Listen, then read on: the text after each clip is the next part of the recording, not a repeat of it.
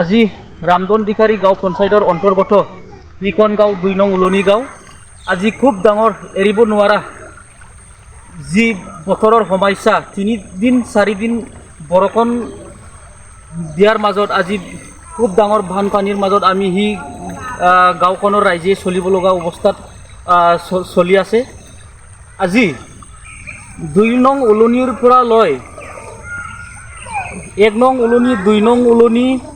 আজি 1 নং জামুগুৰি 2 নং জামুগুৰি 3 নং জামুগুৰি আজি উলনি মলানগাঁও উলনি ৰাবাগাঁও আজি উলনি যি মাছগাঁও জয়পুৰ এই 15খনতকৈ অধিক গাঁওখন আজি বানপানীৰ মাজত চলিব লগা হৈছে। ইয়ে গভৰ্ণমেণ্টৰ পৰা যি ৰিলিফ সাহায্য সেই ৰিলিফ সাহায্যখন আমাৰ মাজত অতি শীঘ্ৰে যে ৰিলিফৰ ব্যৱস্থা সেই ব্যৱস্থাখন কৰি দিয়ে। লগতে গভৰ্ণমেণ্টৰ পৰা এইটোৱে আহ্বান যে আমাৰ যি মৰমী চেণ্টাৰৰ পৰা নাওকাটাত লৈ ওলাই যোৱা যি পথ সেই পথখন আজি আমাৰ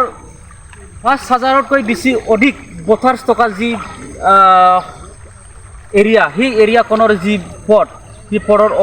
অৱস্থাখন অতি শীঘ্ৰে আগন্তুক সময়বোৰত যে চৰকাৰে বিজেপি চৰকাৰে আমাৰ যি ৰাস্তা পদূলিৰ সমস্যা সেই সমস্যাখন যে সমাধান কৰি দিয়ে এইটোৱে গভৰ্ণমেণ্টক আহ্বান কৰি সি আমাৰ যি বানপানীৰ মাজত ডুবি থকা যি আমাৰ ৰাজ্য সেই ৰাজ্যখনৰ যি অভাৱ অভিযোগ সেই অভাৱ অভিযোগখন অতি শীঘ্ৰে যি গভৰ্ণমেণ্টে ৰিলিফ বিলাই আমাৰ সমস্যাখন যে সমাধান কৰি দিয়ে। লগতে আমাৰ যি সেই এৰিয়াত ৰাইজে পথাৰত খেতি কৰিছিলে কোনোবা 2 পুৰা 3 পুৰা 4 পুৰা সেই পথাৰৰ যি আমাৰ যি খেতি সেই খেতি পথাৰখন আজি বানপানীৰ মাজত ডুবি আছে।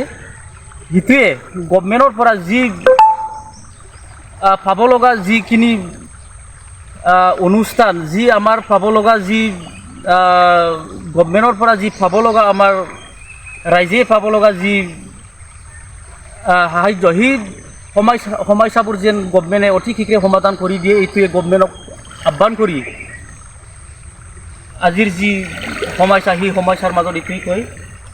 সমাপ্ত কৰিলোঁ। ধন্যবাদ।